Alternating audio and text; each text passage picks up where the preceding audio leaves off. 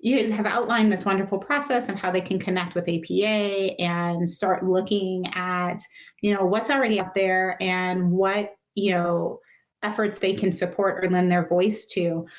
I'm also curious if there are things that you feel like they should know going into this. And if so, what are some of those things? And like you've talked about how they should go about it, but I think sometimes there are always little nuggets or gems that would be good for clinicians to know as they get started in the process.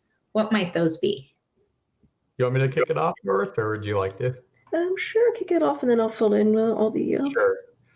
I think the biggest takeaway message is that it's okay to feel unsure of yourself and going into this. It's not what you have trained to do, but you'll often find, and this is what I hear so often from psychologists, that they say once they actually do the Hill visits and they have met with legislators and whatnot, they're like, wow, I was like, the skill set that I acquired as a psychologist translated so well and so easily once I got in and got over my nerves to get started. So just know early on, it is kind of a nerve-wracking experience, but that's where APA and other organizations are there to help you. We have such a variety of trainings throughout the years, stuff that's online as well. And that's something that we would really love for those who are watching this call to engage with in the future, to start to join with our office when we do giant Hill days, where we take APA members up to Capitol Hill or virtually now with the pandemic, and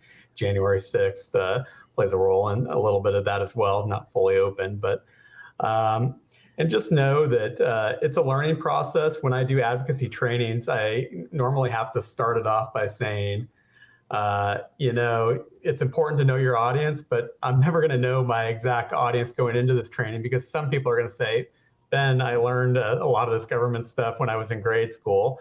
And other people are going to be like, Ben, I learned this when I was in grade school. How do you expect me to remember every single aspect of how our government works?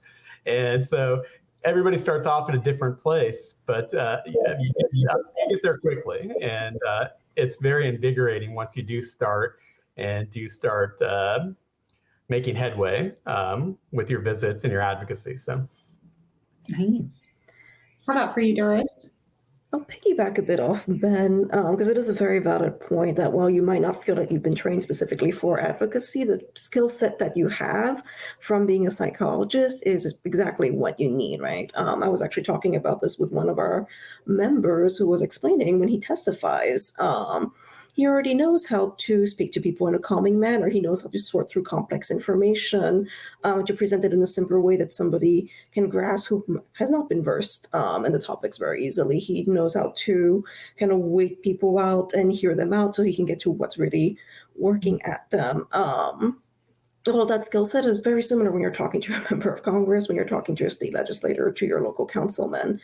I think in terms of like the nitty-gritty of like when you first start engaging, there's a few things that nobody really fully expects. Some of it is just the speed at which, the hurry up and wait pattern of it, right? So you'll have like 25 minutes to be able to book this meeting as fast as possible when you first hear from the scheduler, or they move on and they give your slot to somebody else. And then that meeting will be a month later.